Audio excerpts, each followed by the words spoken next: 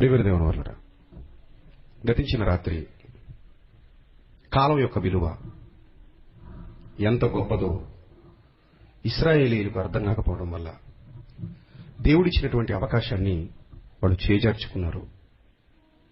మోషే లాంటి ఒక మహానాయకుడు బానిసత్వంలో నుంచి విడిపించడానికి వాళ్ళ దగ్గరకు వస్తే వద్దని త్రోసివేశారు. ఈ రోజుకి క్రైస్తవ సమాజం మోషే కంటే గొప్పవాడైన యేసుక్రీస్తు ప్రభు అనే మహానాయకుడు ఈ భూమి మీదకి వచ్చి తన రాజ్యాన్ని స్థాపిస్తే రక్షణ మార్గంలోకి ప్రవేశించామని చెప్పుకుంటూ సమయాన్ని సద్వినియోగం చేసుకొనక అజ్ఞానాంధకారంలో మునిగిపోయి పాపంతో కొట్టుమిట్టాడుతున్నారు అనే సందర్భాలు రాత్రి మీరు నేర్చుకున్నారు. ఇక క్షణాలు, నిమిషాలు, దినాలు, సంవత్సరాలు ఇవి ఎంత గొప్పవో కోల్పోయాక గాని మనకు అర్థం కాదు. ఈ భూమి మీద ఉన్నంత కాలం మనిషికి కాలం విలువ అర్థం కాదు. భూమిని విడిచిపెట్టే సమయం ఆసన్నమైనప్పుడో లేక భూమిని విడిచిపెట్టి వెళ్ళకూడని చోటికి వెళ్ళిపోయినప్పుడో మనిషికి ఈ కాలం విలువ తెలుస్తుంది. ఆ కాలం విలువ తెలిసినప్పుడు చాలా ఏడుస్తాడు, చాలా బాధపడతాడు, చాలా ఆవేదన పడతాడు. కానీ ఎలాంటి ప్రయోజనం ఉండదు. అవకాశం ఉన్నప్పుడు చెప్పినా వినరు. అవకాశం కోల్పోయిన తర్వాత చెప్పేవాళ్లే ఉండరు. ఉన్న అవకాశాన్ని సద్వినియోగం చేసుకోకపోతే మళ్లీ మనకు అలాంటి అవకాశం వస్తుంది అని ఖచ్చితంగా చెప్పడానికి అవకాశాలు కూడా లేవు. గనుక ప్రియులారా, దేవుని యొక్క మహాజ్ఞాన గ్రంథంలో వ్రాయబడినటువంటి సంగతుల్ని మనం పరిశోధన చేస్తున్నప్పుడు, మన చెవులతో ఆ మాటలు వింటున్నప్పుడు, దేవుడు రాయించిన మాటలలోని సందర్భాలు మనల్ని మేలుకొలిపేవని, మనల్ని జాగృతం చేసేవని, మన కన్నులు వెలిగించేవని, మన మనోనేత్రాలు కట్టినటువంటి మలినాన్ని తుడిచివేసి ఆ మనోనేత్రాలను వెలిగింపజేసి ఆ మాటల లోతుల్లోనికి మనల్ని తీసుకుని వెళతాయని మీకు అర్థం అవ్వాలి. అర్థమైన నాడు మీ బ్రతుకులు మారాలి. గనుక రాత్రి ఇశ్రాయేలు సందర్భాలు, మోషే గారి సందర్భాలు, ఆయనకు దేవుని ప్రణాళిక ఎప్పుడూ అర్థమైపోయిందన్న సందర్భాలు మీరు విన్నారు. గత కాలంలో మీరు విన్న బోధల నుండి మీరు అప్డేట్ అవ్వాలి. నేను కూడా అప్డేట్ అయ్యాను కాబట్టి మీకు బోధిస్తున్నాను. బైబిల్ చదివే విషయంలో చాలా మంది వ్యక్తి పూజకు అలవాటు పడి ఓ వ్యక్తి మాయలోకి వెళ్ళిపోయారు. అది కరెక్ట్ కాదు. వ్యక్తిగా నన్ను కూడా మీరు నమ్మొద్దు. నేను ప్రకటిస్తున్నటువంటి మాటలు బైబిల్లో అలా ఉన్నాయో లేదో ఎప్పటికప్పుడు మీరు పరీక్ష చేసుకుంటూ ఉండాలి. అపోల్లో, పౌలు, శీలా, పేతురు గారు, యోహాను గారు, తిమోతి గారు, తీతు గారు ఎందరో భక్తులు ప్రారంభ శతాబ్దంలో వాక్యాన్ని ప్రకటించారు. అలా ప్రకటిస్తున్నప్పుడు ప్రారంభ సంఘ క్రైస్తవులు ఎవరు కూడా గుడ్డిగా పేతురు గారు చెప్పారు కదా అని నమ్మలేదు, పౌలు గారు చెప్పారు కదా అని నమ్మలేదు, అపోల్లో చెప్పాడు కదా అని నమ్మలేదు, శీల చెబుతున్నాడు కదా అని నమ్మలేదు. వాక్యంలో అలా ఉందో లేదో చూశారు. అలా చూసి వాక్యాన్ని అంగీకరించారు. గనుక ప్రియులారా, వాక్యం వింటున్నప్పుడు ఆ అవేర్నెస్ అనేది, వాక్యం వింటున్నప్పుడు ఆలోచన అనేది మనందరికీ ఉండాలి. ఆ ఆలోచన మనకు లేకపోతే వాక్యం విషయంలో మనం మోసపోతాం. రైట్. ఇప్పుడు 40 ఏళ్లు గడిచిపోయింది. ఒక ఐగుప్తీయుడు అతనికి కీడు చేయబోయాడు. మోషే గారు పారిపోయాడు. తాను దేవుని కొరకు పుట్టానని తెలుసు. దేవుడు తన ద్వారా ఇశ్రాయేలీయులకు రక్షణ దయచేస్తాడన్న బుద్ధి, ఆలోచన తనకు ఉంది. అయినప్పటికీ ఎప్పుడైతే వీళ్ళు భయపెట్టారో, చంపాలనుకున్నారో, వద్దని త్రోసివేశారో, నిన్నెవడు మాకు తీర్పరిగా అధికారిగా నియమించాడని త్రోసివేశారో, మోషే గారు తనది కాని వేరొక ప్రాంతానికి పారిపోయాడు. తనది కాని వేరొక ప్రాంతానికి పారిపోయినటువంటి మోషే గారు అక్కడ 40 ఏళ్ల జీవితం వృధాగా గడిపేశాడు. 40 ఏళ్ల జీవితం గొర్రెలతో కాలక్షేపం చేస్తూ 40 ఏళ్ల జీవితాన్ని వృధాగా గడిపేశాడు. అటు ఇశ్రాయేలీయులు అతన్ని వద్దని తోసేశారు. ఎలాగూ వాళ్ళు తోసేశారు కాబట్టి ఇక నేను చేయవలసిన పనేమీ లేదనుకున్నాడు. అనుకుని గొర్రెలు మేపుతూ కాలం గడిపేశాడు. అలా 40 ఏళ్ల జీవితం గొర్రెలు మేపుతూ గడిచిపోయింది. ఇకేం చేయడానికి అవకాశం లేదు. ఒకవేళ ఐగుప్తుకు వెళితే ఫరో చంపేస్తాడు. ఒకవేళ నా వాళ్ళు నాకు సపోర్ట్ గా నిలబడతారు, నేను దేవుడి కోసం ఏదో చేద్దాం, వీళ్ళ బానిస సంఖ్యల నుండి విడిపిద్దామని అనుకున్నా అలా వాళ్ళ సపోర్ట్ కూడా మోషే గారికి దక్కలేదు. అటు ఇశ్రాయేలీల సపోర్ట్ దొరకక, ఇటుపక్క ఫరో ఎక్కడ చంపుతాడో అనే భయం, ఆ భయంతో ఈ సపోర్ట్ దొరకక మోషే గారు 40 ఏళ్లు ఇత్రో అను తన మామ మందను మేపుకుంటూ అరణ్యంలో గడిపేశాడు. ప్రియులారా, మీరు జాగ్రత్తగా ఆలోచించాలి.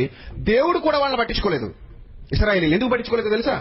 వాళ్ళు నిరాకరించారు మోషేని. మోషేని నిరాకరించారు. 40 ఏళ్ల తర్వాత దేవుడు మళ్లీ వాళ్ళను పట్టించుకున్నాడు. కారణం చెబుతున్నాడు చూడండి, నిర్గమాకాండం 3వ అధ్యాయం. నిర్గమాకాండం 3వ అధ్యాయం 7వ వచనం చూద్దాం. నిర్గమాకాండం 3వ అధ్యాయం 7వ వచనం. మరియు యెహోవా ఇట్లనెను, నేను ఐగుప్తులోనున్న నా ప్రజల బాధను నిశ్చయముగా చూచితిని. పనులలో తమను కష్టపెట్టు వారిని బట్టి వారు పెట్టిన మొరను వింటిని. వారు పెట్టిన మొరను వింటిని. చూసారా, 40 ఏళ్ల పాటు వాళ్ళకి దేవుడు గుర్తురాలా. 40 ఏళ్ల తర్వాత మొరపెడుతున్నారు. వాళ్ళు పెట్టిన మొరను వింటిని. ముందొచ్చినటువంటి నాయకుడినేమో వద్దని తోసేశారు. ఆ ఐగుప్తీయుడు వద్దని తోసేశాడు. వద్దని తోసేసేసరికి ఇశ్రాయేలీలు ఎవరో సపోర్ట్ చేయకపోయేసరికి ఇశ్రాయేలీల పక్షాన నేను నిలబడాలనుకున్న ఆలోచనలు విరమింపజేసుకుని ఎక్కడికో అరణ్యంలోకి వెళ్ళిపోయాడు. అరణ్యంలో బతుకుతున్నాడు. ఒక నాయకుడు, ఒక సేవకుడు వాళ్ళ కళ్ళ ముందు కనబడుతున్నప్పుడు ఆ సేవకుణ్ణి, నాయకుణ్ణి తృణీకరించి మాకు వద్దనుకుని వెళ్ళిపోయారు. మాకు వద్దనుకుని వెళ్ళిపోయేసరికి మోషే గారు మరొక ప్రాంతానికి వలస వెళ్ళిపోవాల్సిన పరిస్థితి ఏర్పడింది. అప్పుడు మరలా దేవుడు మోషే దగ్గరికి వెళ్ళడానికి, మోషే దగ్గరికి దూతను పంపించడానికి గల కారణం, మరలా వీళ్ళు ఇక్కడ ఐగుప్తులో ఉండి మొరపెడుతున్నారు. వచ్చిన అవకాశాన్ని పాడు చేసుకున్నారు. వచ్చిన అవకాశాన్ని సద్వినియోగం చేసుకోలేకపోయారు. సద్వినియోగం చేసుకోకుండా త్రోసివేశారు. త్రోసివేసి ఇప్పుడు మొరపెడుతున్నారు.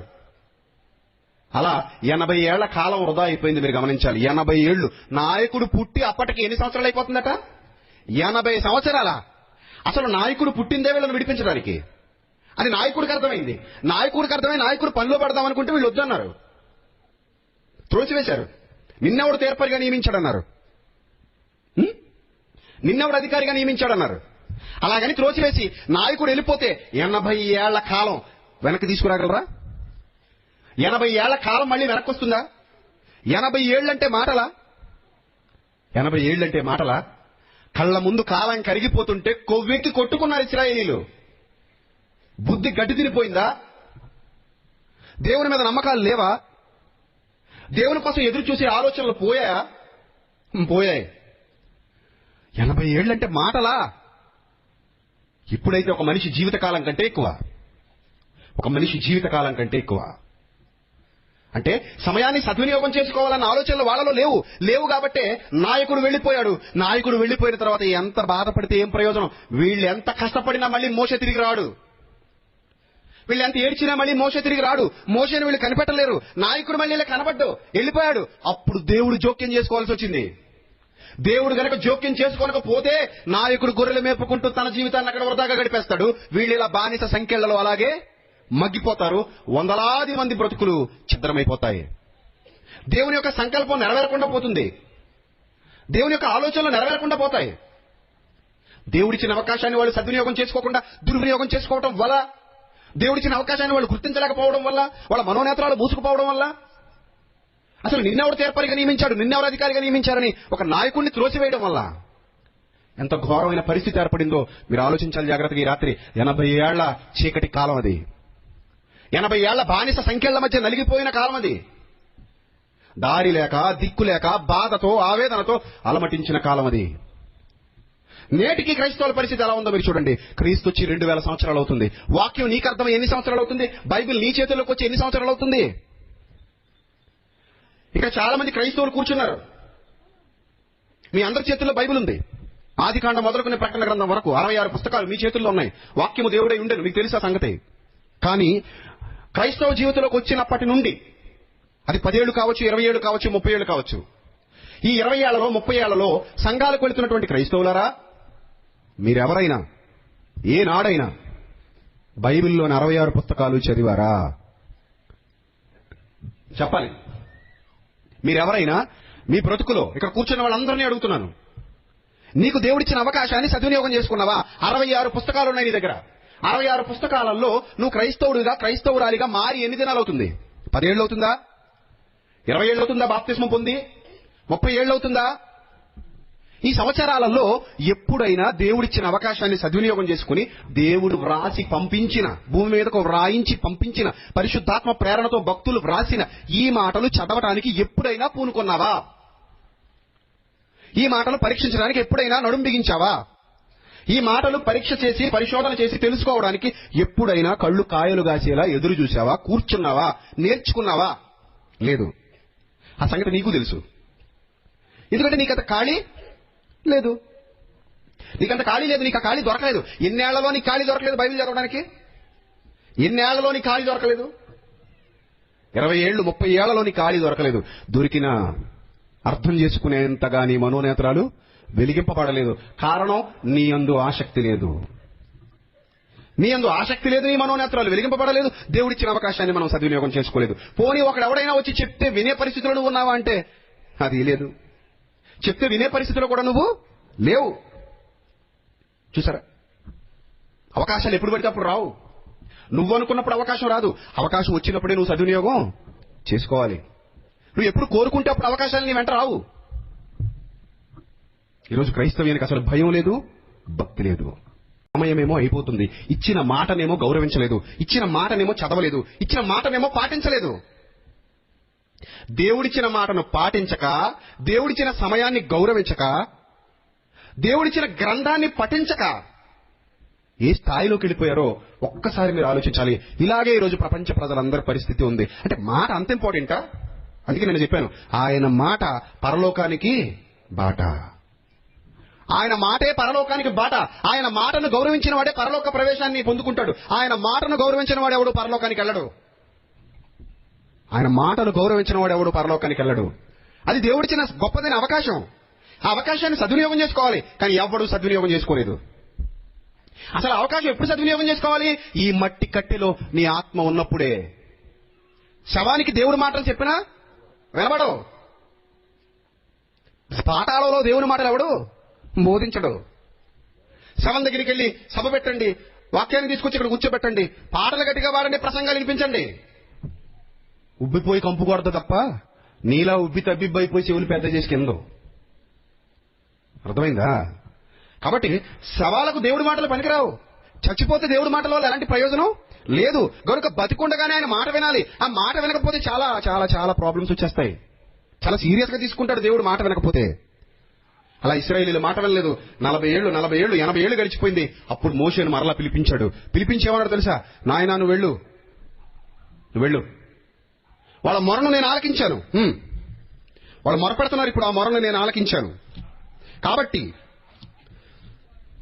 ఐగుప్తీయుల చేతిలో నుండి వారిని విడిపించుటకును, ఆ దేశంలో నుండి విశాలమైన మంచి దేశమును కనుక కనానీయులకు, హిత్తీయులకు, అమోరీయులకు, పెరిజ్జీయులకు, హివ్వీయులకు, యెబూసీయులకు నివాస స్థానమై పాలు తేనెలు ప్రవహించే దేశమునకు వారిని నడిపించుటకును దిగి వచ్చి ఉన్నాను.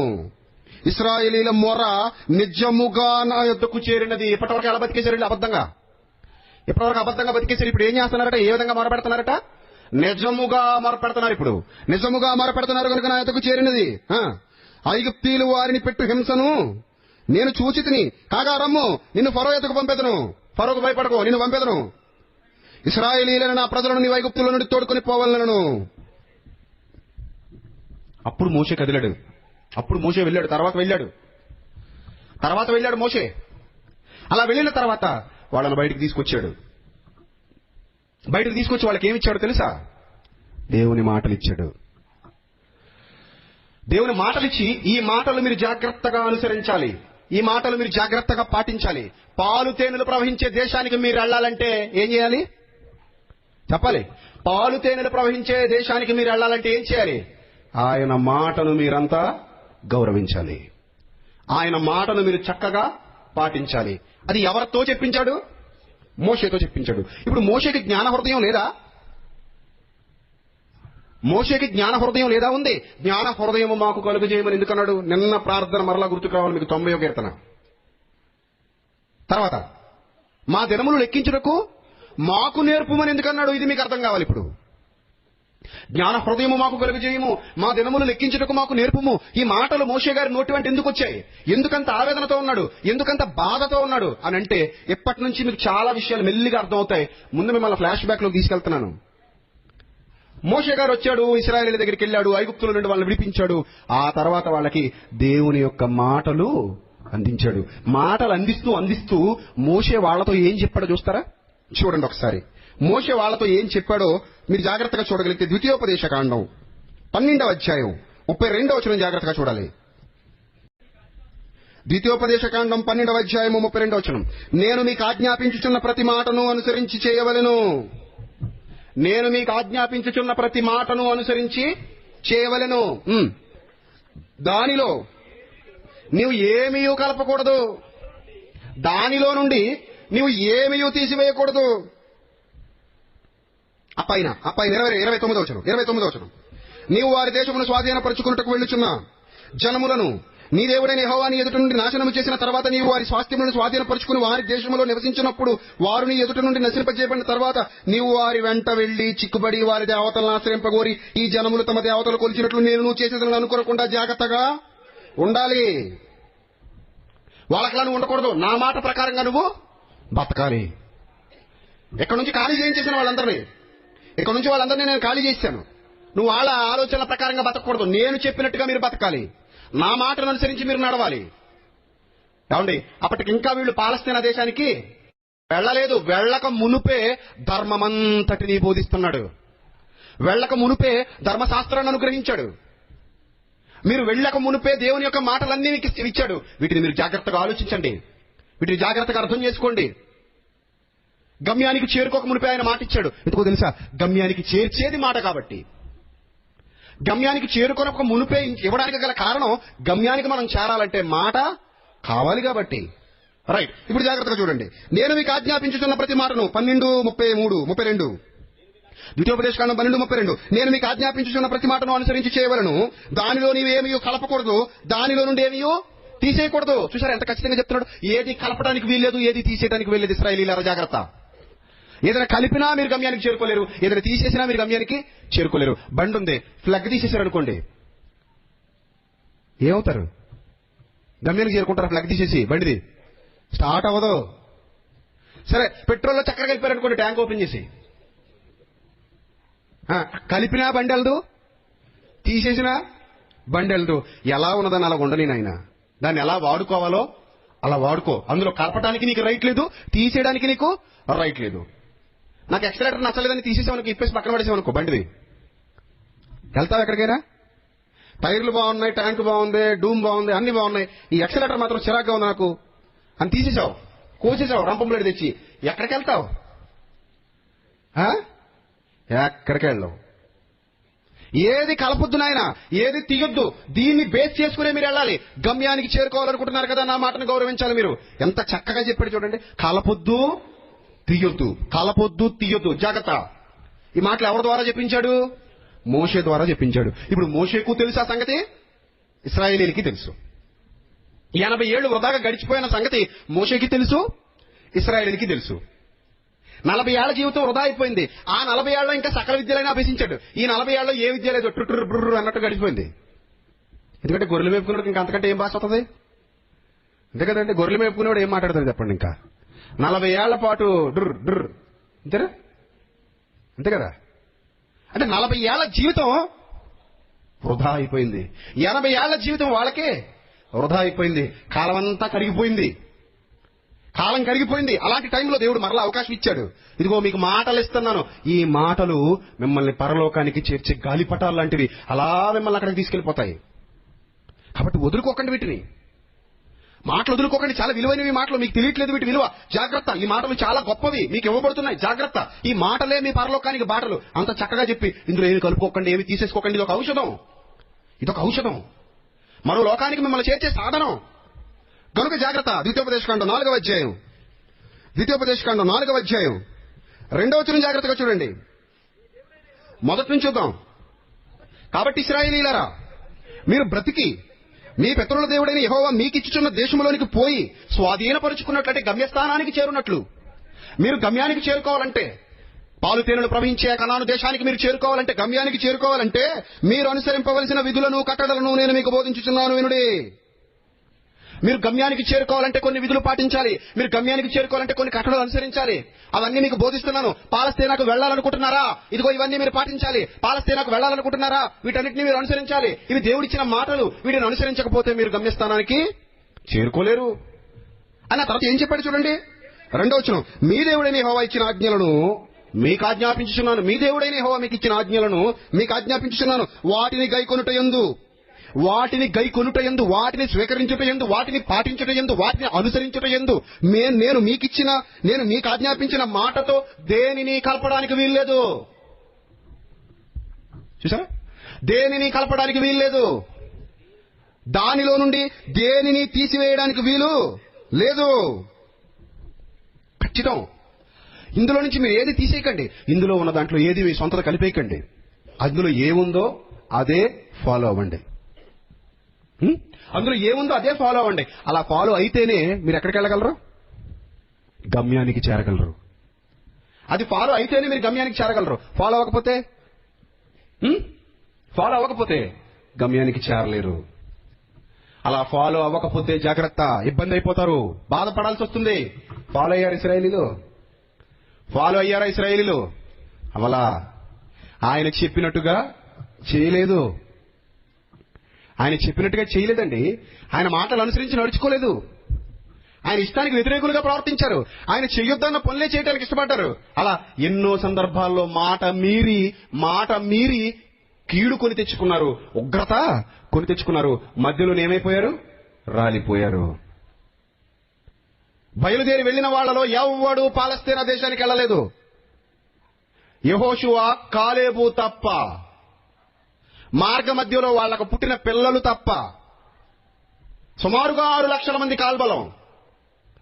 ఎవ్వడూ పాలస్తీనా దేశానికి గమ్యస్థానానికి అడుగు పెట్టలేదు. వాళ్ళందరిలో ఇద్దరు సంపాదించుకున్నారు. మిగిలిన వాళ్ళందరూ పోయారు. ఎవ్వరు గమ్యాన్ని చూడలేకపోయారు. ఎందుకు గమ్యాన్ని ఎవరు చూడలేకపోయారు? మాట మీరినందుకు, ఇవ్వబడిన అవకాశాన్ని సద్వినియోగం చేసుకోలేనందుకు, దేవుని యొక్క జ్ఞానాన్ని అవపాసన పట్టనందుకు. మోషే కొండ మీదకి వెళ్ళగానే కింద వాళ్ళ పరిస్థితులు ఎలా ఉన్నాయట? ఒక దూడం చేసేశారు. అహరోను పిలిచాడు. దూడం చేయబాబు అన్నారు, చేశాడు. అక్కడి నుంచి మమ్మల్ని ఐగుప్తులో నుండి విడిపించింది ఇదే అన్నారు. ఎంత ఘోరం. మరలా కొంత దూరం వెళ్ళిన తర్వాత మాకు పూరేడు పిట్టలు కావాలి, మాంసం కావాలి. ఉల్లిపాయలు, తెల్లగడ్డలు, దుంపలు, పచ్చిమిరపకాయలు అన్ని జ్ఞాపకం వస్తున్నాయి మాకు. ఐగుప్తులో ఉండగా ఇవన్నీ తిన్నాం. దేవుడు మమ్మల్ని ఇక్కడికి వచ్చి చంపేద్దాం అనుకుంటున్నాడు. మాకు అవన్నీ కావాలని మళ్ళీ ఆయన మీద సనగడం మొదలెట్టారు. ఎంత మేలు చేసినా ఆ మేలుకు ప్రతిగా వాళ్ళు కీడునే కోరుకున్నారు. వాళ్ళు దేవుని మాటను గౌరవించక చెడిపోయారు. దేవుని మాటను గౌరవించక నాశనం అయిపోయారు. ఇవ్వబడిన అవకాశాన్ని సద్వినియోగం చేసుకోలేకపోయారు. వారి కాలంలో దేవుడి మాటలు వాళ్ళకి దొరకటం వాళ్ళ అదృష్టం. యెబూసీయులకు దొరకలేదు, హివ్వీలకు దొరకలేదు, ఎదోమీయులకు దొరకలేదు, అమోరీయులకు దొరకలేదు. ఎవరికి దొరకలేదు ఆ మాటలు? ఎవరికి దొరకలేదు. ఇశ్రాయేలీయులకు దొరికాయి. దొరికినందుకు ఆనందపడాలా, బాధపడాలా? ఆనందపడి సద్వినియోగం చేసుకోవాలా, కలిపి చేర్పాలా? సద్వినియోగం చేసుకోవాలి. కానీ వీళ్ళు ఏం చేశారు? పక్కన పడేశారు. మాకు అక్కర్లేదు అనుకున్నారు. ఈ మాటలు పక్కన పడేశారు. అసలు దాన్ని పట్టించుకోలేదు.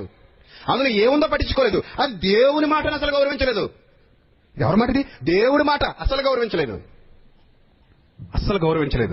అలా పక్కన పడేశారు, వ్యర్థంగా వదిలేశారు.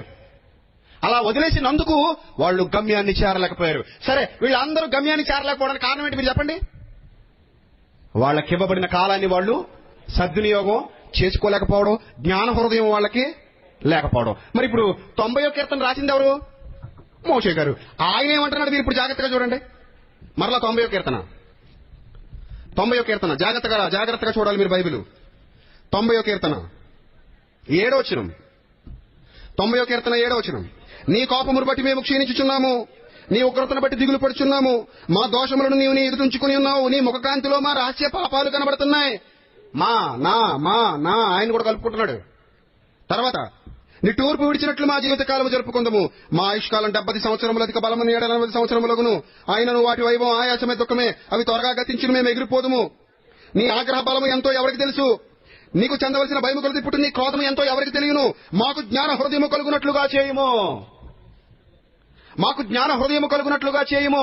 మా దినములు లెక్కించుటకు మాకు నేర్పుము. ఇంకా చాలా సమయం ఉందనుకున్నప్పుడు మాలో ఒక రకమైన గర్వం, మాలో ఒక రకమైన అహంభావం చోటు చేసుకుంటుంది. ఇంకా చాలా ఉందిలే, నేను చాలా చేయగలనులే, నేను ఎప్పుడైనా మారిపోగలనులే అని అనుకుంటారు. ఒక రకమైన అహంభావం. రేపే నీ చాప్టర్ క్లోజ్ అయిపోతుంది అని తెలిసినప్పుడు అహం, గర్వం సమస్తం ఏమైపోతుంది? చచ్చిపోతుంది. అన్ని చచ్చిపోతాయి. మోషే గారు ఎందుకు ఇలాంటి ప్రార్థన చేశారో తెలుసా? ఇశ్రాయేలీయులందరూ పాలస్తీనాకి వెళ్ళలేకపోయారండి. ఇశ్రాయేలీయులు ఎవరు పాలస్తీనా దేశాన్ని స్వాధీనం చేసుకోలేకపోయారండి. ఒక యెఫున్నె కుమారుడైన కాలేబు, నూను కుమారుడైన యెహోషువ, వీళ్ళిద్దరు తప్ప వాళ్ళతో పాటు బయలుదేరిన వాళ్ళలో ఎవడు పాలస్తీనా దేశాన్ని స్వాధీనం చేసుకోలేకపోయాడు. కారణం ఒకటే, మాట మీరినందుకు. మాట మీరడం అంటే దేవుడికి నచ్చదు. ఇప్పుడు ఫైనల్ గా మోషే గారు ఎందుకు ఇలాంటి బాధాకరమైన ప్రార్థన చేశారో వివరిస్తున్నాను, జాగ్రత్తగా వినండి. ఇశ్రాయేలీయులు ఎవరు పాలస్తీనాను స్వాధీనం చేసుకోలేకపోయారంటే బాగుంది, మాట అనలేదు. ఇప్పుడు మరి మోషే గారు పాలస్తీనాన్ని స్వాధీనం చేసుకున్నాడా? మోషే గారు పాలస్తీనాన్ని స్వాధీనం చేసుకున్నాడా? చేసుకోలేదండి. ఏ మోషే గారు ఎందుకు పాలస్తీనాన్ని స్వాధీనం చేసుకోలేకపోయాడు? మోషే గారు ఎందుకు గమ్యస్థానానికి చేరుకోలేకపోయాడు? 120 ఏళ్ల ఎదురు చూపులు, అంతకుముందు పితరులు 430 సంవత్సరాల ఎదురు చూపులు. 430 సంవత్సరాల నుండి అబ్రహాము గారు ఎదురు చూస్తున్నాడు. తన సంతానానికి దేవుడు వాగ్దానం చేసిన దేశం అది. నీ సంతానం నిశ్చయంగా వెళ్తుంది నాయన అక్కడికి. ఆ సంతానాన్ని నడిపించడానికి పుట్టినటువంటి నాయకుడు మోషే. వీళ్ళెవ్వరూ వెళ్ళలేకపోయారు, కనీసం మోషే అయినా వెళ్ళాలిగా. వీళ్ళెవ్వరూ పాలస్తీనాకి వెళ్ళలేకపోయారు, మోషే వెళ్ళాలా వద్దా? వెళ్ళాలి. వెళ్ళాడా? మోషే వెళ్ళాడా పాలస్తీనాకి? మోషే తనకి ఇవ్వబడిన సమయాన్ని సద్వినియోగం చేసుకున్నాడా? అంతటి మహానాయకుడు తన సమయాన్ని సద్వినియోగం చేసుకున్నాడా, దుర్వినియోగం చేసుకున్నాడా? ఎందుకు? మా దినములు లెక్కించుటకు మాకు నేర్పుమన్నాడు. 80 ఏళ్ళు అయిపోయినందుకు కాదది, 80 ఏళ్ళు అయిపోయినందుకు అనట్లేదది. బాధతో ఆవేదనతో రాస్తున్న మాటలవి. బాధతో ఆవేదనతో జరిగిన పొరపాటుకు చింతిస్తూ, ఏదో జరిగింది, ఆ జరిగిన పొరపాటుకు చింతిస్తూ బాధతో ఆవేదనతో రాస్తున్న మాటలు, రాస్తున్న పాటలు. అందుకే బాధపడుతున్నాడు. మా దినములు లెక్కించుటకు మాకు నేర్పుము తండ్రి, జ్ఞాన హృదయము మాకు కలుగు చేయము. ఇవ్వబడిన అవకాశం కళ్ళు మూసుకుని కాలదనుకుంటున్నాం. చాలా మంది ఈరోజు అలాగే ఉన్నారు. ఇవ్వబడిన అవకాశాన్ని కళ్ళు మూసుకుని కాలదనుకుంటున్నారు. తెలియట్లేదు, వాళ్ళకి తెలియట్లేదండి. ఇంత గొప్ప జ్ఞాన గ్రంథంలో రాయబడిన మాటలు ఆలోచించకుండా సమయాన్ని దుర్వినియోగం చేసుకునే వాళ్ళ సంఖ్య రోజు రోజుకి పెరిగిపోతుంది. రోజు రోజుకి పెరిగిపోతుంది. అలాగే ఇశ్రాయేలీయులు మొత్తం 6 లక్షల మంది కాల్బలం బయలుదేరారు. ఎవడో మొత్తం టోటల్ తుడిచేశాడు. టోటల్ ఎంతమంది అండి వెళ్తున్నారు? బయలుదేరిన వాళ్ళు 2 మాత్రం వెళ్ళారు. మిగిలిన వాళ్ళ శవాలన్నీ అరణ్యంలో రాలిపోయాయి. గమ్యానికి చేరుకోలేకపోయారు. వీళ్ళ పరిస్థితులు ఎలాగైపోయాయంటే కారణం, ఆయన ఇచ్చిన మాటల్ని ఎవడు పఠించలేదు, పరిశోధించలేదు, వదిలేశారండి. గొప్ప జీవితకాలం అండి వదిలేశారు. ఆయుష్కాలం ఉన్నంతసేపు వ్యర్థంగా గడిపేశారు. అవసరమైన మాటలు మాత్రం గాలికి వదిలేశారు. ఇక మోషే గారి పరిస్థితి, మోషే గారి మీద దేవుడు ఎలాంటి నేరారోపణ చేస్తున్నాడు మీరు జాగ్రత్తగా చూడాలి. ద్వితీయోపదేశకాండం 34వ అధ్యాయం ప్రారంభ వచనం. ద్వితీయోపదేశకాండం 34వ అధ్యాయం, యుగాంతమందున్న మనకు బుద్ధి కలుగుటకై వ్రాయబడిన సందర్భాలు మీరు జాగ్రత్తగా చూడాలి. 34వ అధ్యాయం ప్రారంభవచనం ద్వితీయోపదేశకాండం. మోషే మోయాబు మైదానము నుండి ఎరుకో ఎదుటనున్న పిస్కా కొండ వరకు పోయి నెబో శిఖరమునకెక్కెను. అప్పుడు యెహోవా దాని వరకు గిలాదు దేశమంతయు, నఫ్తాలి దేశమంతయు, ఎఫ్రాయిము మనష్షేల దేశమును, పశ్చిమ సముద్రం వరకు యోదా దేశమంతయు, దక్షిణ దేశమును, సోయర్ వరకు ఈత చెట్లు గల ఎరుకో లోయ చుట్టూ మైదానమును అతనికి చూపించెను. ఎవరికి? మోషేకి చూపించెను. మరియు యెహోవా అతనితో ఇట్లనెను, నీ సంతానమునకి ఇచ్చెదనని అబ్రహాము, ఇస్సాకు, యాకోబులకు నేను ప్రమాణము చేసిన దేశం ఇదే. కన్నులార నిన్ను దాని చూడనిచ్చితిని గాని నీవు నది దాటి అక్కడికి వెళ్ళకూడదు. ఏమైందండి? మహానాయకుడు పుట్టాడు. దేవుని సంకల్పాన్ని గుర్తించాడు. ముందే వెళ్ళాడు. వాళ్ళు వద్దన్నారు, తోసేశారు. 40 ఏళ్లు వృధాగా గడిపాడు. దేవుడు మరలా పిలిచాడు. దేవదూత ద్వారా కనబడి పొదలో మాట్లాడాడు. మళ్లీ పనిలోకి వచ్చాడు. ఐగుప్తు సింహాసనాన్ని కాదన్నాడు. ఫరో కుమార్తె వచ్చింది. బాబు నాయన మోషే, నేను నీ తల్లి నన్ను ఒక్క మాట చెప్పు, ఖచ్చితంగా నీకు సింహాసనం దొరుకుతుంది. నేనున్నాను, నీకు ఒక్క మాట చెప్పు. నాకొద్దు. క్రీస్తు విషయమైన నింద గొప్ప భాగ్యమని ఎంచుకున్నాడు. నేను వెళ్ళిపోతాను అరణ్యంలోనికి నా పిల్లలతో పాటు. నాకు ఈ భోగభాగ్యాలొద్దు, నాకు నీ రాజరికం వద్దు, నాకు నీ సింహాసనం వద్దన్నాడు. త్యాగపూరితమైన మనస్సు కలిగిన వాడు. అంత త్యాగపూరితమైన మనస్సు కలిగిన వాడు, తన జీవితాన్ని త్యాగం చేసిన వాడు, 40 ఏళ్ల పాటు ఇశ్రాయేలీయులతో అరణ్యంలో నడిచిన వాడు చివరి దశలో ఎలా మృతి పొందాడట? యెహోవా సేవకుడైన మోషే యెహోవా మాట చొప్పున మోయాబు దేశంలో మృతి పొందెను. మోయాబు దేశంలో మృతి పొందెను అంటే ఇక్కడ దాటలేడని దేవుడు చంపేశాడా? ముసలోడు అయిపోయాడు కదా, ఇంకెళ్ళలేడతాడు, నడవలేడని చంపేశాడా? కాదు. 7వ వచనం చూడు. అతనికి దృష్టి మాంద్యం లేదు. అతని సత్తువు తగ్గలేదు. 120 సంవత్సరాలు ఈడు గలవాడు, అయినప్పటికీ దృష్టి మాంద్యము లేదు, సత్తువ తగ్గలేదు. అంటే దాటగలడా దాటలేడా? వెళ్ళగలడు. కానీ ఎందుకు మరణించాడు? ఎందుకు గమ్యస్థానాన్ని చేరుకోలేకపోయాడు? క్రైస్తవ ప్రపంచం ఆలోచిస్తే అమ్మో జాగ్రత్త పడాలి, భయం పుడుతుందండి మాటలు చదువుతుంటే. వాస్తవంగా జరిగిన సంఘటనవి, కట్టుకథలు కాదు, కల్పనా కథలు కాదు, వాస్తవ సంఘటనలు బైబిల్లో సమాహారంగా ఉన్నాయి. జాగ్రత్తగా ఇప్పుడు మరో మాట చూద్దాం. ఏం జరిగిందో మనకు తెలియాలి. మరో మాట చూద్దాం. అదే ద్వితీయోపదేశకాండం 32వ అధ్యాయం. అదే ద్వితీయోపదేశకాండం 32వ అధ్యాయం 44 నుంచి చూద్దాం. అదే ద్వితీయోపదేశకాండం 32వ అధ్యాయం 44 నుంచి చూద్దాం. మోషేయు నూను కుమారుడైన యెహోషువయు ఈ కీర్తన మాటలన్నీయు ప్రజలకు వినిపించిరి. మరియు మోషే ఈ మాటలన్నీయు ఇశ్రాయేలులందరితో చెప్పి చాలించి మరల వారితో ఇట్లనెను, మీతో సాక్ష్యముగా నేడు నేను పలికిన మాటలన్నిటినీ మీ మనస్సుల్లో పెట్టుకుని మీ సంతతి వారు ఈ ధర్మశాస్త్ర వాక్యములన్నిటినీ అనుసరించి నడుచుకొనవలెనని వారికి ఆజ్ఞాపించండి. నాయనా బాబు, నేను చెప్పిన మాటలే వదిలేయకండి. మాట చాలా ఇంపార్టెంట్. మాట వదిలేశావా తోట కంటే భయంకరంగా మారిపోతుంది. మాట వదిలేశావా అనుకున్న మార్గానికి, అనుకున్న గమ్య స్థానానికి నువ్వు వెళ్ళలేవు. బాబు మాట చాలా ఇంపార్టెంట్. ఎందుకంత నొక్కి చెప్తున్నాడు? ఆల్రెడీ ఇతనికి ఏదో అర్థమైంది. మాట చాలా ఇంపార్టెంట్ బాబు, అది నిరర్ధకం కాదట. చూడండి 47వ వచనం. ఇది మీకు నిరర్ధకమైన మాట కాదు, ఇది మీకు నిరర్ధకమైన మాట కాదు, ఇది మీకు జీవంరా బాబు. ఒకవేళ మాట వదిలేశావా జీవం లేనట్టే. మాట ఉంటే జీవం ఉంది, మాట పోతే జీవం పోతుంది. మాట దగ్గర చాలా జాగ్రత్తగా ఉండాలి. ఈ మాట చాలా విలువైనది. నిరర్ధకమైన మాటలు కాదు మీకు ఇవ్వబడుతున్న మాటలు, అర్థం పర్థం లేని మాటలు కాదు మీకు ఇవ్వబడుతున్న మాటలు, జీవపు వాక్కులు, జీవాన్నిచ్చే మాటలు. తర్వాత మరియు మీరు స్వాధీనపరుచుకున్నట్టు యోర్దానును దాటబోచున్న దేశంలో దీనిని బట్టి మీరు దీర్ఘాయుష్మంతులగుదురు. దేనిని బట్టి దీర్ఘాయుష్యు? మాటను బట్టి దీర్ఘాయుష్మంతులగుతారు. మాటను వదిలేశారా ఆయుష్ మొత్తం హరించుకుపోతుంది. అంటే నీకు ఆయుష్నిచ్చేది మాట, నీ ఆయుష్ను హరింపజేసేది నువ్వు వదిలేస్తే మాట. నువ్వు వదలకపోతే అది జీవపు ఊట, నువ్వు విడిచిపెట్టకపోతే అది జీవపు ఊట. నువ్వు వదిలేశావా నీ ఆయుష్ హరించుకుపోయే మాట. ఆ తర్వాత ఏమంటున్నాడు చూడండి. ఆ దినమున యెహోవా మోషేతో ఇట్లనెను. 48. ఆ దినమున యెహోవా మోషేతో ఇట్లనెను, ఎరుకో ఎదుటనున్న మోయాబు దేశమందు అబారీము నీ పర్వతము అనగా నెబో కొండ ఎక్కి నేను ఇశ్రాయేలులకు స్వాస్థ్యముగా ఇచ్చుచున్న కనాను దేశమును చూచి నీ సహోదరుడైన అహరోను హోరు కొండ మీద మృతి పొంది తన స్వజనుల యొద్దకు చేరినట్లు. అంటే ఆల్రెడీ ఒక అతను ఏమైపోయాడట? రాలిపడేట. అన్నయ్య కూడా వెళ్ళలేదా? మోషే చూడలేదు, వెళ్ళలేదు, చచ్చిపోయాడు. ఎందుకు చచ్చిపోయాడు వెతుక్కుంటున్నాం. మోషే అన్నయ్య అహరోను యాజకుడు, అతడు కూడా వెళ్ళలేదా? అతడు కూడా గమ్యాన్ని చేరుకోలేదా? అతడు కూడా గమ్యం దక్కలేదు. ఎందుకు దక్కలేదు? అహరోనుకి మోషేకి ఏంటి గొప్ప గొప్పవాళ్ళు, పెద్దోళ్ళు, వీళ్ళకి ఎందుకు దక్కలేదు?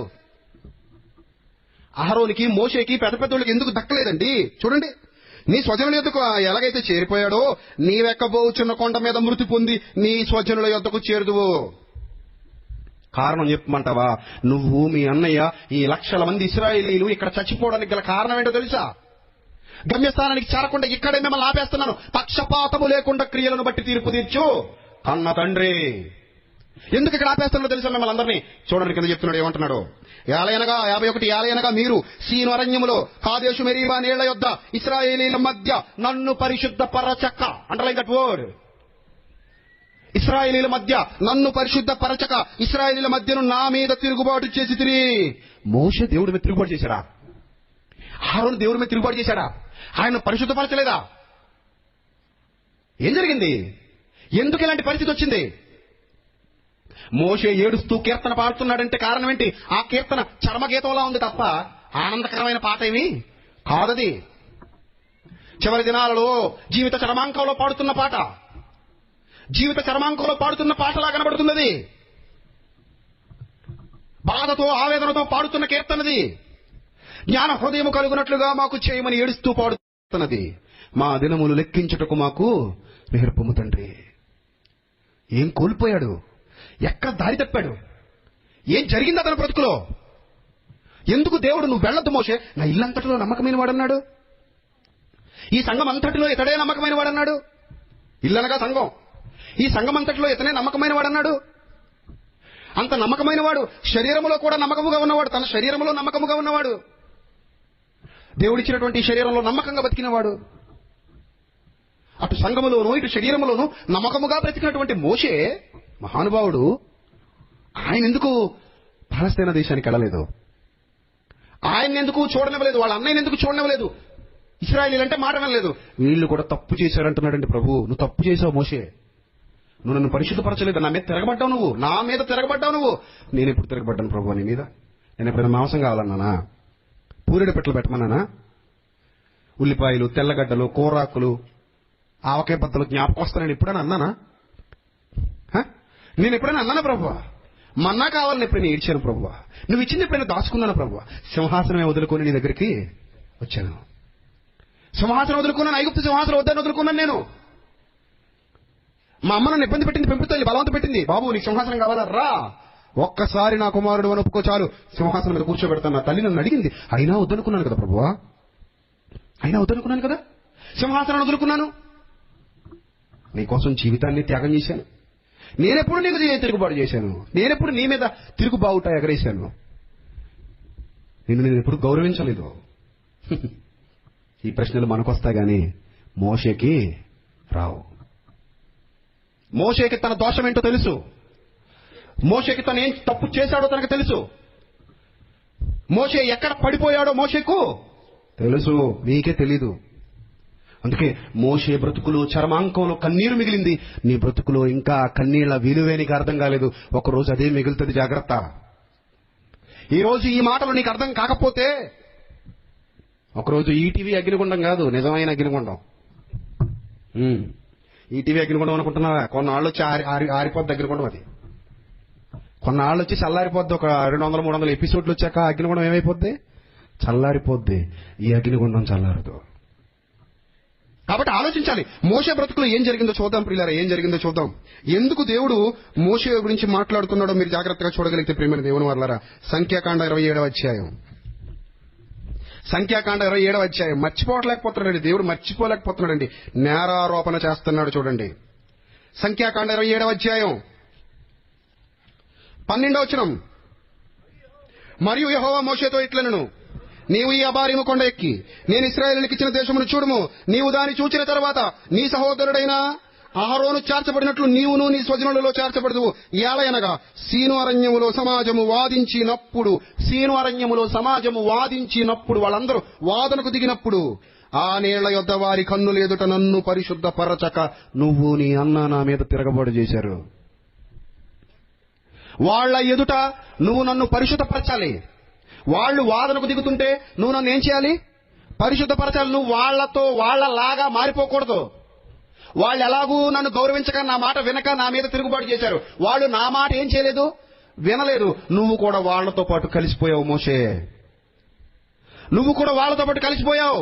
నిన్ను నమ్మాను నేను, నా కుమారుడు అని, నా ఇల్లంతటిలో నమ్మకమైన వాడవని నిన్ను నమ్మాను మోషే నేను. నీ అన్నయ్యను నమ్మాను మోషే నేను. నమ్ముకున్న మీరే నా నమ్మకాన్ని ఏం చేశారు? వమ్ము చేశారు.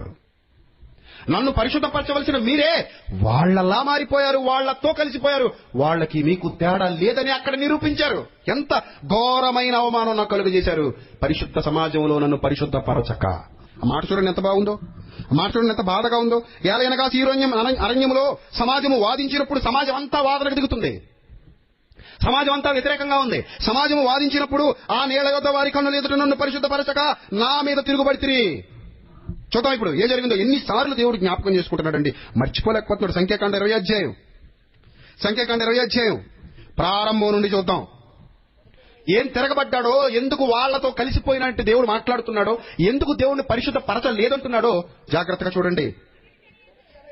మొదటి నెల యందు ఇశ్రాయేలీయుల సర్వ సమాజము, మొదటి నెల యందు ఇశ్రాయేలీయుల సర్వ సమాజము. మొదటి నెల అంటే లెక్కలు, సంవత్సరం లెక్కలు, కాలాలు లెక్కలు, దినాలు లెక్కలు, మాసాలు లెక్కలు, ప్రతి రోజు ప్రతి క్షణము లెక్క. మొదటి నెల యందు ఇశ్రాయేలీయుల సర్వ సమాజము సీను అరణ్యమునకు రాగా ప్రజలు కాదేశులో దిగిరి. అక్కడ మిరియాము చనిపోయి పాతి పెట్టబడెను, మోషే గారి అక్క. ఆ సమాజమునకు నీళ్లు లేకపోయినందున వారు మోషే అహరోనులకు విరోధముగా పోగైరి. జనులు మోషేతో వాదించుచు, ఇలా మీరు చదువుకున్న మాటలు ఏం చదువుకున్నారు? వాదించున్నప్పుడు మీరు నన్ను ఏం చేయలేదు, నా పక్షంగా మీరు నిలబడలేదు. వాళ్ళలాగే మీరు మారిపోయారు. వాళ్ళు చేసిన తప్పే మీరు కూడా చేశారటన్నాడు. వాళ్ళే తప్పు అయితే చేశారో మోషే, నువ్వు మీ అన్నయ్య కూడా అదే తప్పు చేశారు. ఏంటా తప్పు? వారు మోషే అహరోనులకు విరోధముగా పోగైరి జనులు మోషేతో వాదించుచు 3వ వచనం, అయ్యో మా సహోదరులు యెహోవా ఎదుట చనిపోయినప్పుడు మేము చచ్చిపోతే ఎంతో మేలు. ఎవరి మీద తిరుగుబాటు? దేవుని మీద. వాళ్ళు చచ్చిపోయినప్పుడు మేము చచ్చిపోతే బాగుండు. అనవసరంగా వచ్చావు ఈ దిక్కుమాల అడవిలోకి, అనవసరంగా వచ్చావు దిక్కుమాల పాలస్తీనా మాకొద్దు. ఎందుకు తీసుకొచ్చాడు మమ్మల్ని ఇక్కడికి? చంపేయడానికా? అరణ్యంలో ఎందుకు నడిపిస్తున్నాడు దేవుడు? చంపేయడానికా? దేవుడికి అసలు జాలి, దయ, కరుణ, ప్రేమ ఏమైనా ఉన్నాయి అసలు? వాదన ఎవరితో? మోషేతో, అహరోనుతో. ఎవరి మీద తిరుగుబాటు? దేవుని మీద తిరుగుబాటు. అన్ని తినేసేసి, అన్ని తాగేసి, అన్ని దోచేసుకుని, అన్ని అనుభవించి ఆయన మీదే కాలెత్తే జనాంగం. ఇవ్వబడిన అవకాశాన్ని సద్వినియోగం చేసుకోనని జనాంగం. వాదిస్తూ అయ్యో మేము అక్కడే చచ్చిపోతే బాగుండు. 4వ వచనం, అయితే మేమును మా పశువులు ఎక్కడ చచ్చిపోనట్లు ఈ అరణ్యములోనికి యెహోవా సమాజమును మీరెందుకురా తెచ్చారు దుర్మార్గులారా? మీరేలా తెచ్చితిరి? ఈ కాని చోటికి మమ్మల్ని తెచ్చుటకు. ఏమి చోటది? కాని చోటు. అయిన చోటేది? ఐగుప్తట. అయిన చోటు ఐగుప్తట. కింద పడేసి కుక్క పిల్లలను నలిపినట్టు కాలి కిందేసి ఐగుప్తీలు నలిపేశారని దౌర్భాగ్యం. 80 ఏళ్ల తర్వాత ఆ హింస భరించలేక ఏమని మొరపెట్టారు దేవుడికి? బాబో మహాప్రభు, మహాప్రభు కాపాడు, మహాప్రభు రక్షించి, మహాప్రభు తొక్కేస్తున్నారు ప్రభు, కట్టలేకపోతున్నాం ప్రభు. ఈ పిరమిడ్లు కట్టింది వాళ్లే, బానిసలు. ఐగుప్తులు ఇప్పటికీ ఉన్నాయి కదా సజీవ సాక్ష్యాలుగా. బైబిల్ ఇప్పుడు అబద్ధం కాదు. ఆ పిరమిడ్లు కట్టిన బానిసలు వాళ్లే. బాబు మహానుభావ మా పరిస్థితులు అలాగ అయిపోయాయి, ఏంటి మాకు అర్థం కావట్లేదు అని హింస భరించలేక బాధపడుతూ దేవుడికి నిజముగా ఏం పెట్టుకున్నారు? వాళ్ళు మొర్ర పెట్టుకున్నారు. 80 ఏళ్ల కాలం అక్కడ వృధా. ఇప్పుడు 40 ఏళ్లలో ఏమైనా సమయాన్ని సద్వినియోగం చేసుకుంటున్నారంటే ఎక్కడికి వచ్చి ఏమంటున్నారట? ఇది కాని చోటు, అది మంచి చోట. ఇది తొక్కించుకోవడం మంచి చోట. ఫరో రాజుల చేత చెత్త కొట్టించుకోవడం మంచి చోట. బానిస బతుకుతూ వెట్టి చాకిరీలు చేయడం మంచి చోట. ఆ కాలాన్ని అలా వృధా చేసుకున్నారు. ఇక్కడికి వచ్చి మరలా కాలాన్ని ఏం చేసుకుంటున్నారు? వృధా చేసుకుంటున్నారు. ఏమంటున్నారు? ఈ కాని చోటికి మమ్మల్ని తెచ్చుటకు ఐగుప్తులో నుండి మమ్మల్ని ఎలా రప్పించితిరి? ఈ స్థలములో గింజలు లేవు, అంజూర పళ్ళు లేవు, ద్రాక్ష పళ్ళు లేవు, దానిమ్మ పళ్ళు లేవు, తాగుటకు నీళ్ళే లేవు. అక్కడ ఉన్నాయా ద్రాక్ష పళ్ళు? అక్కడ ఉన్నాయా దానిమ్మ పళ్ళు? ఐగుప్తులుండగా ఫరో రాజు వచ్చి పండు తీసి నోట్లు పెట్టేవాడా ప్రేమగా? బెండు తీసేసేవాడా? పండు అట్లేదు, బెండు తీసేసాడు. ఒక్కొక్కడికి చితక్ కొట్టేశాడు, కిందనే తొక్కేశారు. దరిద్రపు బతుకులు, అసలు బాలేదు బతుకులు అక్కడ. అయినప్పటికీ ఏమని వాదిస్తున్నారట? ఆ బతుకే బాగుంది, ఈ బతుకు అసలు బాలేదు.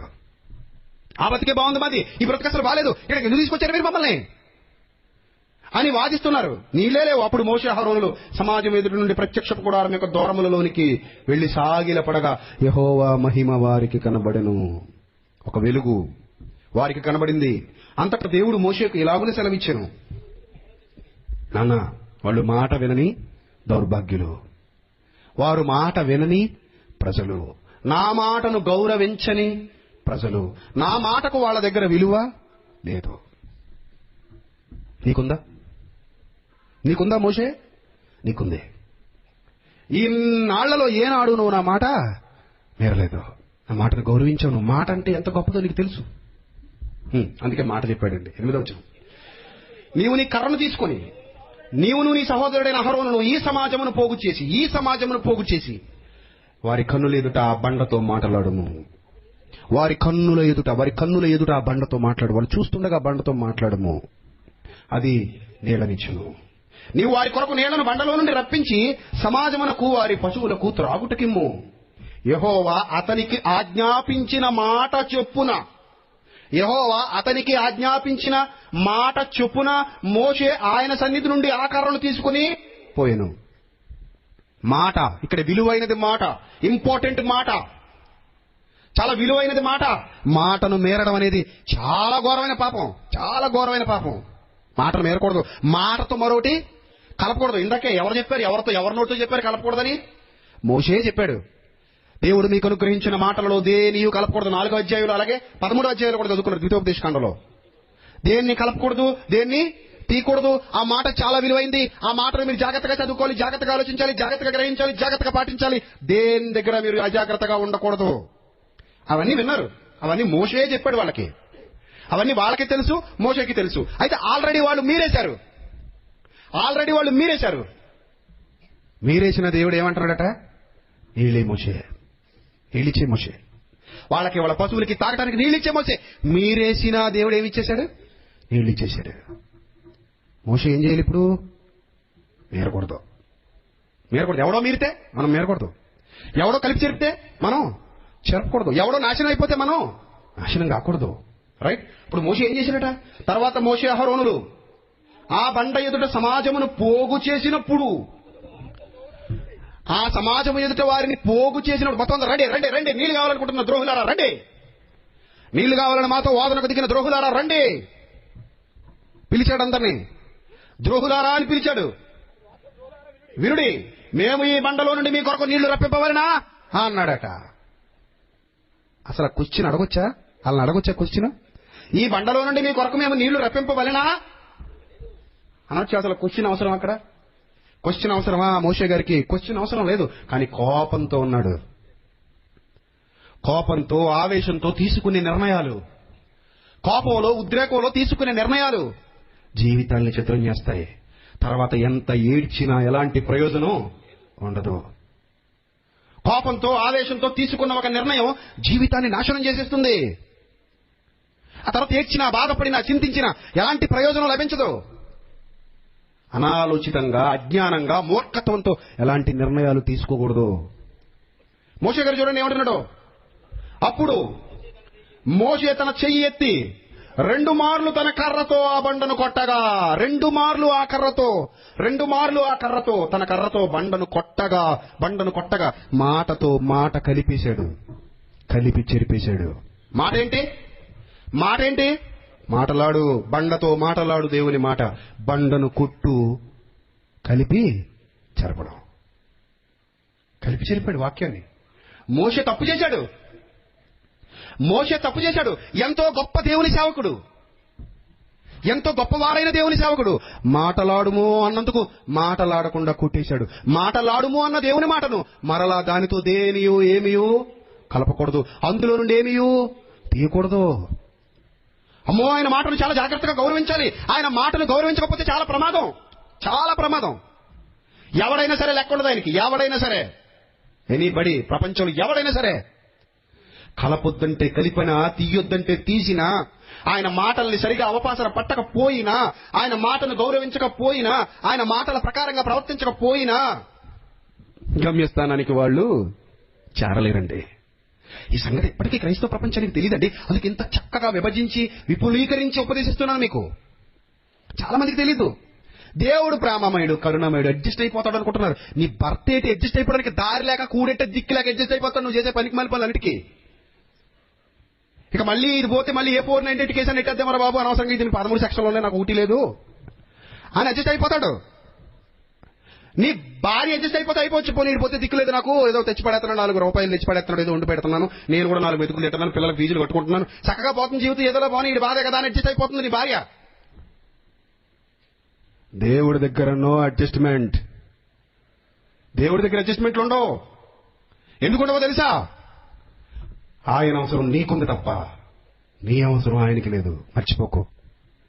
ఆయన మీద ఆధారపడి నువ్వు బతుకుతున్నావు తప్ప నీ మీద ఆధారపడి ఆయన బతకట్లేదు. మర్చిపోకు. నీ మీద ఆధారపడి దేవుడు బతకట్లేదు. దేవుడి మీద ఆధారపడి ప్రపంచం అంతా బతుకుతుంది. మోషే లేకపోతే దేవుడికి దిక్కులేదా? మోషే తర్వాత ఇంకెవరు లేరా? మోషే ఖాళీ అయిపోయిన తర్వాత యెహోషువ వచ్చాడు. నేను కాకపోతే మరొకడు కాకపోతే ఇంకొకడు. ఆయనకు లోటు లేదు. పోయేది నువ్వే. మాట అంటే ఏమనుకున్నావు అసలు? మాట ఎంతో గొప్పదో నీకేమర్థమైంది? ఇప్పటికే నీ జీవితంలో ఎన్ని సంవత్సరాలు నాశనం అయిపోయాయి నీకు తెలుసా? ఈ మాట లేక ఎన్ని సంవత్సరాలు చీకట్లో కలిసిపోయాయో నీకు తెలుసా? ఈ రోజున క్రైస్తవ ప్రపంచానికి తెలుసా ఎన్ని సంవత్సరాలు చీకట్లో కలిసిపోయాయో? డాన్సులు వేస్తున్న వాళ్ళకి తెలుసా ఎన్ని సంవత్సరాలు చీకట్లో కలిసిపోయాయో? ఆయన మాట లేక సంవత్సరాలు చీకట్లోకి వెళ్ళిపోతుంటే వెలుగు ఉదయిస్తుంది కానీ ఆ వెలుగును స్వీకరించేవాడు ఎవడు కనబడక దేవుడు ఎంత బాధపడుతున్నాడో నీకు తెలుసా? మాటలాడు అని దేవుడు ఖచ్చితంగా చెప్తే అందరిని పిలిచి మాట్లాడు, ఇది నా మాట, దాంతో నువ్వు దేన్ని కలపకూడదు, దాంట్లో నుంచి నువ్వు దేన్ని తీసేయకూడదు. 2 సార్లు ద్వితీయోపదేశకాండంలో మనం చదువుకున్నాం. మోషే నోటి వెంట జాలువారిన మాటలేవి, మోషే చెప్పిన మాటలేవి, మోషే ద్వారా ఇశ్రాయేలుకు చెప్పించిన మాటలేవి. విన్నవారు స్వీకరించలేకపోయారు, చెప్పినోడు కూడా స్వీకరించలేకపోతే దేవుడికి బాధ కాదా చెప్పండి? నా మాట గొప్పది, నా మాట మీరకూడదు, నా మాటతో దేన్ని కలపకూడదు, నా మాటను గౌరవించాలని చక్కగా ప్రకటిస్తే మోషే, నువ్వే నా మాటను ధిక్కరిస్తావా? నువ్వు ఎలాగైపోతావా? నువ్వెలా అయిపోతావా? నువ్వేలా అయిపోతే వీళ్ళు ఎవడానికి ఏమైనా వచ్చిందా చెప్పు? నువ్వే మాట మీరితే వీళ్ళు మీరడం ఒక లెక్క చెప్పు. నాయకుడా, నువ్వే మాట మీరితే నీ కిందనున్నోళ్ళు మాట మీరటం ఒక లెక్క చెప్పు. 2 మార్లు కొట్టేశాడు బండని, 2 మార్లు కొట్టేశాడు తన కర్రతో. ఆ బండను కొట్టగా నీళ్లు సమృద్ధిగా ప్రవహించెను. సమాజమును పశువులను త్రాగెను. అప్పుడు యెహోవా మోషే అహరోనులతో, మీరు ఇశ్రాయేలీయుల కన్నుల ఎదుట నా పరిశుద్ధతను సన్మానించున్నట్లు నన్ను నమ్ముకొనకపోతిరి గనుక. ఎన్ని మాటలు అనేసాడు చూసారు ఒకేసారి? నా పరిశుద్ధతకు సన్మానం మీరు నా మాట వింటేనే జరుగుతుంది. దేవునిని సన్మానించడం అంటే అర్థం ఏంటట? ఆయన మాట వినటం. దేవునిని సన్మానించడం అంటే ఆయనకి దండేసి అట్టిపండి అట్టడం కాదు, ఆయన మాట వినడం. నా పరిశుద్ధతను సన్మానించినట్లు నన్ను నమ్ముకొనకపోతే నా మాటను మీరు నమ్మలేదు. నేను మాట్లాడమన్నాను, నువ్వు కొట్టేశావు, కలిపి చెరిపేశావు నువ్వు. నా పరిశుద్ధతను సన్మానించినట్లు నన్ను నమ్ముకొనకపోతే కనుక ఈ సమాజమును నేను వారికి ఇచ్చిన దేశములోనికి మీరు తోడుకొని పోరని చెప్పాను. ఈ సమాజంని మీరు తోడుకొని పోరు. అసలు వద్దు మీరు నాకు ఈ సమాజాన్ని మీరు తీసుకెళ్లాల్సినంత అవసరత లేదు. ఎందుకంటే మీరు అసలు కరెక్ట్ కాదు. మీరే నా మాటలు మీరితే వీళ్ళు మీరరా? మీరే నాయకులుగా ఉన్న మీరే త్రోవ తప్పితే వీళ్ళు తప్పరా? మీరు తప్పు చేస్తే వీళ్ళు ఒప్పు చేస్తారా? మీరు చెడిపోతే వీళ్ళు బాగుంటారా? మీరు నా మాటలో ఒకటి కలపొద్దు, ఒకటి తీయొద్దన్న మాటను మీరే గౌరవించలేదు. నా మాటలో మీరు కలిపేశారు, చెరిపేశారు. అందుకే నా పరిశుద్ధతను మీరు ఏం చేయలేదట? సన్మానించలేదు. మీరు నా పరిశుద్ధతను సన్మానించలేదు. మాట వినకపోతే దేవుని కోపం రగులుకుంటుంది. ఇది మోషేకు తెలుసు. అయినా ఏదో ఒక చులకన స్వభావం వచ్చేసిందండి దేవుని మీద. ఏదో ఒక చులకన స్వభావం ఈరోజు క్రైస్తవులకు ఉంది కదా. సేమ్ అలాంటిదేనండి. వెళదాం, బతిమాలేద్దాం, కరుణామయుడు దయమయుడు కనికరించేస్తాడు. మోషే కూడా వెళ్ళి బతిమాలాడు. తర్వాత మోషే ప్రార్థన చేశాడు, ప్రభువా కనికరించి, ప్రభువా కాపాడు తండ్రి, బాబు తప్పైపోయింది, బాబు నన్ను మన్నించి, బాబు తప్పైపోయింది, ఇంకెప్పుడు ఇలాంటి చేయను. నీ మాటే కదా కలిపింది, నీ మాటే కదా కలిపి చెరిపింది, నీ మాటనే కదా బాబు కలిపి చెరిపాను, క్షమించే బాబు. ప్రార్థన చేస్తున్నాడు చూడండి. అదే ద్వితీయోపదేశకాండం 3వ అధ్యాయం 23. అదే ద్వితీయోపదేశకాండం 3వ అధ్యాయం 23. మరియు ఆ కాలమున నేను యెహోవా ప్రభువా నీ మహిమను బాహుబలమును నీ దాసునికి కనపరచు మొదలుపెట్టావు. ఆకాశమందే గాని భూమి అందే గాని నీవు క్రియలను చేయగల దేవుడెవడు? నీవు చూపు పరాక్రమమును చూపగల దేవుడెవడు?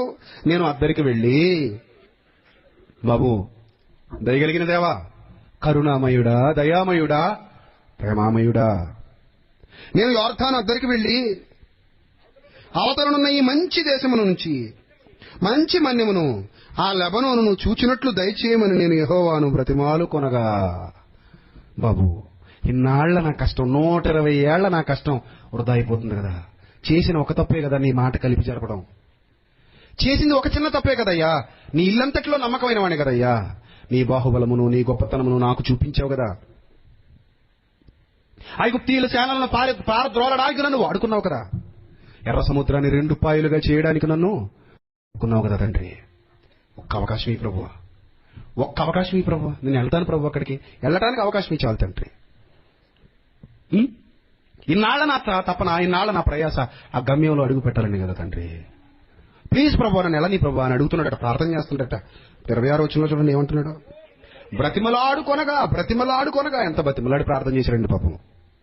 ఎంత బతిమలాడుతూ ప్రార్థన చేశాడు. ఏమండి, అసలు మోషే కాలి గోటికి మనం సరిపోతావా? ఇక్కడున్నోళ్ళు కానీ, వేదిక మీద ఉన్నోళ్ళు కానీ, వాక్యం వింటున్నోళ్ళు కానీ, ప్రపంచవ్యాప్తంగా ఉన్నోళ్ళు ఎవరైనా, ఏ సేవకుడైనా మోషే కాలి గోటికి సరిపోతాడా?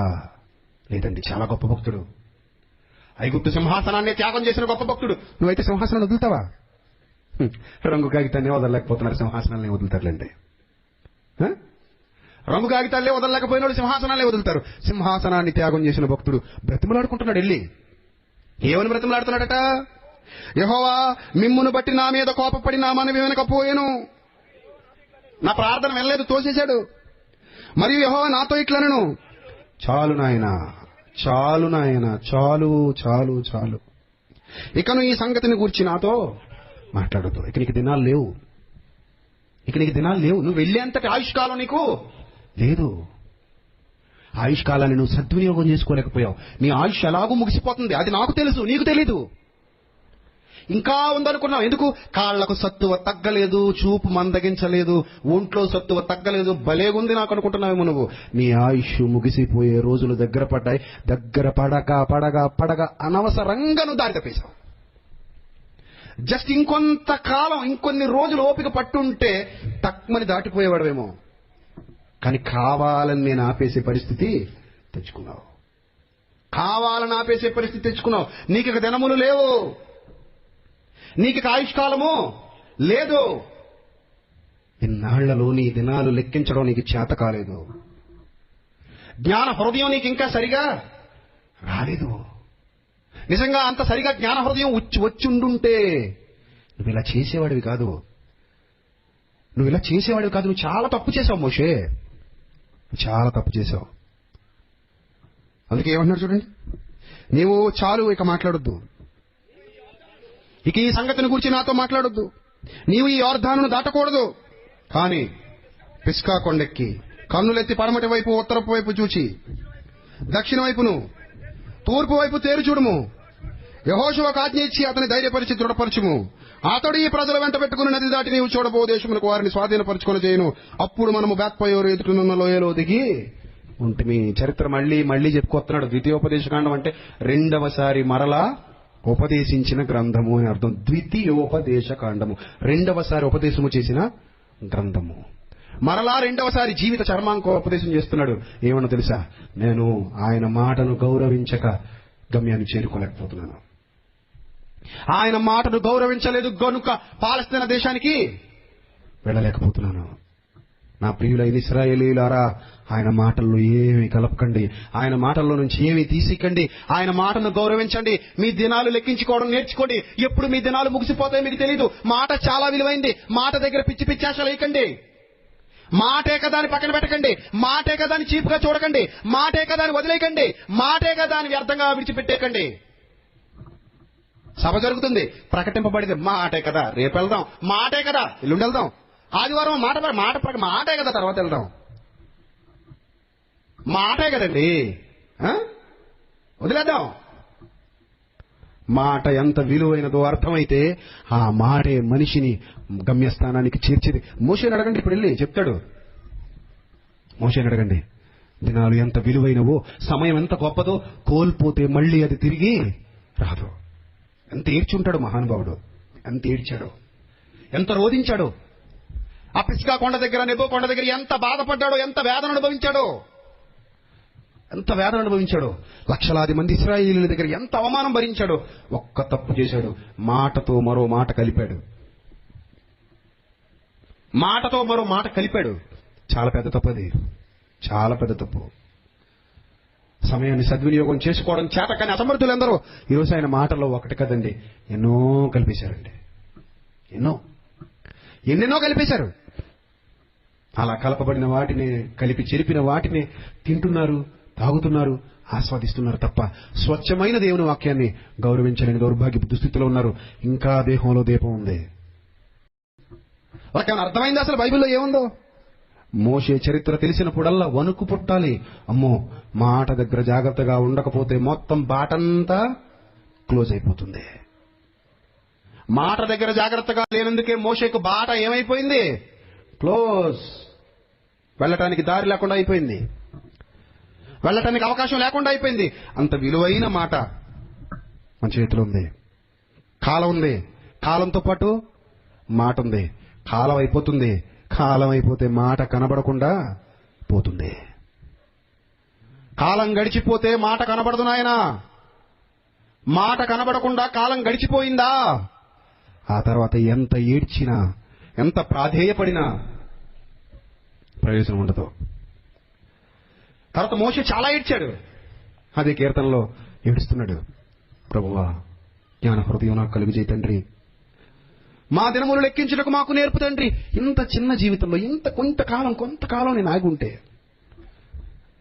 కొంతకాలం నేను సమయాన్ని సద్వినియోగం చేసుకుని ఉంటే, ఆ చీకటి క్షణం నా బ్రతుకులో ఉండుండకపోయి ఉంటే, నేను మాట్లాడమన్నప్పుడు కర్రతో కొట్టినటువంటి ఆ చీకటి క్షణం నా బ్రతుకులో అదొక్క క్షణం లేకపోయి ఉంటే, నా జీవితం ఎంత వెలుగుమయమై ఉండేది. నేను ఎంత ఆనందంగా పాలస్తీనా దేశంలో ప్రవేశించేవాడిని. యెహోషువతో పాటు, కాలేబుతో పాటు నేను కూడా అందులో కాలు మోపేవాడిని. కానీ నాకంటే చిన్నవాళ్ళు వాళ్ళు వెళ్తున్నారు, నా శిష్యులు వాళ్ళు వెళ్తున్నారు. వాళ్ళకి నేను ఎవరిని గురువుని నేనే పెడలేకపోతున్నాను. చివరికి వచ్చేసరికి పోగొట్టుకున్నాడండి. చివరికి వచ్చేసరికి ఒక అవకాశాన్ని పోగొట్టుకున్నాడు. అలాంటి వాళ్ళు చాలా మంది ఉన్నారు పిల్లలు. కాబట్టి జాగ్రత్త పడండి. కాలం ఎంత విలువైనదో ఒక్కసారి ఆలోచించండి. ఆ కాలంలో మీకు ఇవ్వబడిన మాట ఎంత విలువైనదో ఒక్కసారి ఆలోచించండి. రేపటి దినాన మరిన్ని మహాజ్ఞాన సంగతులు నేర్చుకుందాం. తలలోంచండి, ప్రార్థన చేసుకుందాం.